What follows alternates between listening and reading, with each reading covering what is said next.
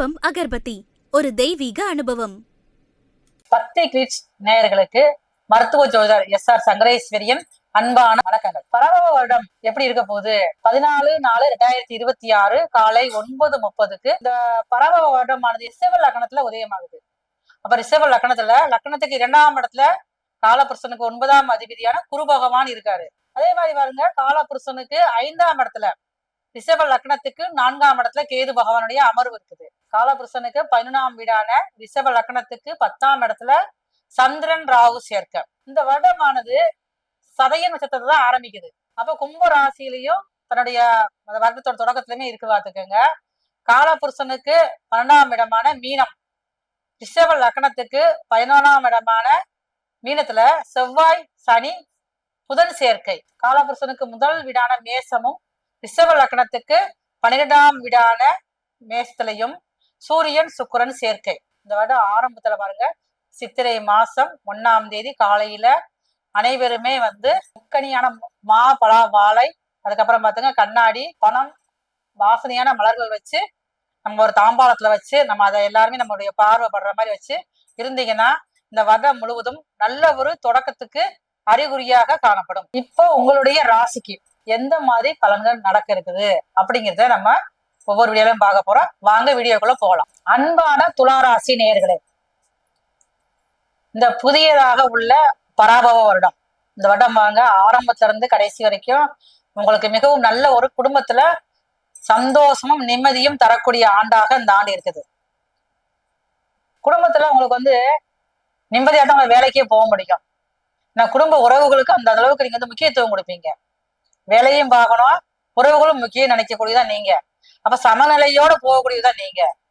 அப்ப அந்த சமநிலை கொஞ்சம் தவறுனாலுமே வேலை பார்க்கவே முடியாது. தொழில் பார்க்கறவங்களுக்கு அவ்வளவுதான். அதே மாதிரிதான் நீங்க இருப்பீங்க. அப்ப இந்த ஆண்டானது ஆரம்பம் பாருங்க, தைரியம், எந்த ஒரு முயற்சி எடுத்தாலும் தைரியமாக முடிக்கக்கூடிய வாய்ப்புகள் அதிகமா இருக்குது. வேலை வாய்ப்பு இதுவரைக்கும் சரியானது அமையல அப்படிங்கிறவங்களுக்கு புதியதாக வேலை வாய்ப்பு உருவாகும். அதன் மூலமாக அதிக அளவுல லாபங்கள் கிடைக்கக்கூடிய அமைப்பு அதிகமா இருக்குது. அரசாங்க வேலைக்கு நான் எதிர்பார்த்துட்டே இருந்தேன், எனக்கு கிடைக்கவே இல்லை, தடையாகிக்கிட்டே போகுது, சின்ன அளவுல 1 மார்க்ல போகுது. அந்த குறைபாடு உள்ளவங்களுக்கு நீங்க அந்த குறைபாடுகள் சரி செய்யக்கூடிய ஆண்டாக இந்த ஆண்டு இருக்குது. ஆனா ஒரே ஒரு விஷயம், உங்களுடைய முயற்சிக்கு மட்டும்தான் பலன் கிடைக்கும். கடுமையான முயற்சியானது உங்களுக்கு இந்த வருடத்துல இருக்கணும். ஆரம்பத்துல நீங்க முயற்சி எடுத்தால மட்டும்தான் அதுக்குள்ள பலன்கள் வேலை விஷயத்துல உங்களுக்கு கிடைக்கும். இப்ப புதிய திட்டங்கள் இதனாலும் போட்டீங்கன்னா தைரியமா நீங்க செஞ்சு முடிக்கலாம். நான் தொழில முதலீடு பண்ண போறேன், புதுசா ஒரு பணம் இன்வெஸ்ட் போறேன் அப்படின்னா இந்த பணம் இன்வெஸ்ட் பண்றதை மட்டும் நீங்க கொஞ்சம் கவனமாக இருக்கணும். தெரியாத இடத்துல நீங்க இன்வெஸ்ட் பண்ணீங்க அப்படின்னா இந்த பணத்தை இழக்கக்கூடிய வாய்ப்பு அதிகமா இருக்கனால முதலீடு பண்றப்பயே பார்த்து கவனமாக நீங்க செய்யணும். இதுவரைக்கும் திருமணம் தடைவாகக்கூடிய துளாராசிக்காரர்களுக்கு திருமண தடைகள் நீங்கி நீங்க எதிர்பார்க்காத அளவுக்கு திருமணம் நடைபெறக்கூடிய வாய்ப்புகள் அதிகமா இருக்கு. எனக்கு ஃபர்ஸ்ட் மேரேஜ் முடிஞ்சு அது கொஞ்சம் பிரச்சனையாகி சரியா போயிடுச்சு.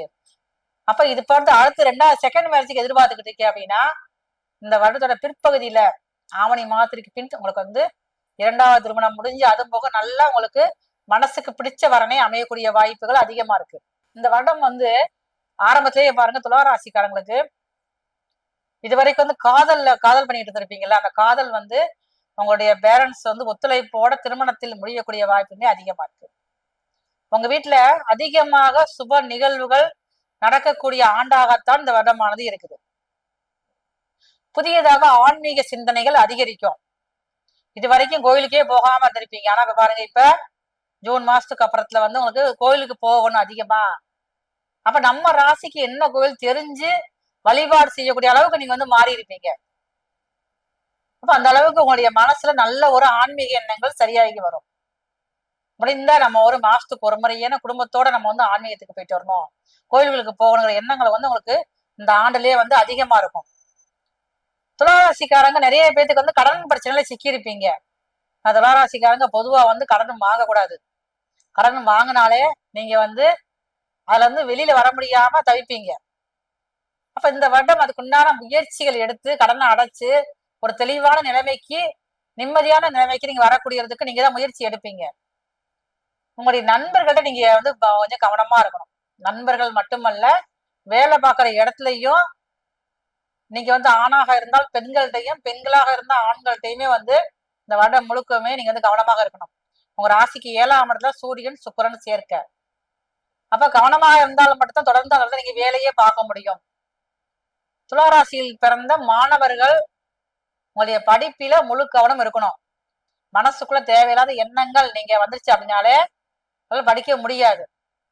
அதே மாதிரி எந்த ஒரு பழக்கமும் புதியதாக நீங்க பழகவே கூடாது. கெட்ட பழக்கம் வந்து சின்னதாக உங்க மனசு ஒரு விரும்பினா கூட நீங்க முழுமையாக போய் நீங்க வந்து அடிக்ட் ஆக ஆரம்பிச்சிருக்கீங்க. ஏன்னா உங்க ஜாதகத்தை உங்க ராசியில உங்க ராசிக்கு 5ஆம் இடத்துல சந்திரன் ராகு சேர்க்க ஆண்டு பிறக்கிறப்பேவும்.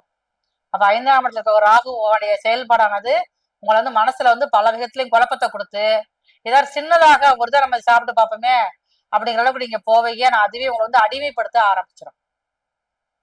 துளாராசிய பிறந்த பெண்களுக்கு இனிமையான ஆண்டு இந்த வடம் வந்து இதை வரைக்கும் உங்க சொல் கேட்காத உங்களுடைய கணவர் கூட இந்த விட ஆரம்பத்திலே உங்க சொல்லுக்கு மதிப்பு கொடுத்து முக்கியத்துவம் கொடுத்து உங்களுடைய மனசு வந்து நிம்மதியாக வச்சுக்கக்கூடிய அமைப்பு அதிகமா இருக்கு. இப்ப இந்த வருடம் முழுவதுமே வந்து உங்களுக்கு அழகும் உங்களுடைய திறமையும் வெளிப்படுத்தக்கூடிய ஆண்டாகத்தான் இந்த வருடமானது இருக்குது. நீங்க உங்களால் முடிந்த அளவுக்கு மாதம் ஒரு முறை ஏனும் அல்லது 2 மாதத்துக்கு ஒரு முறை ஏனும் இது ஸ்ரீரங்கம், திருச்சிக்கு பக்கத்துல ஸ்ரீரங்க பெருமாளை போய் தரிசனம் பண்ணிட்டு வரணும். அதுவும் நீங்க வந்து திங்கட்கிழமை நீங்க வந்து போயிட்டு வரணும். ஞாயிற்றுக்கிழமை இரவே கிளம்பி போய் தங்கி இருந்து திங்கட்கிழமை காலையில நீங்க போய் பெருமாளை தரிசனம் பண்ணிட்டு வந்தீங்க அப்படின்னா மிகவும் சிறப்பான ஆண்டாக அந்த வருடம் முழுவதுமே இருக்கும்.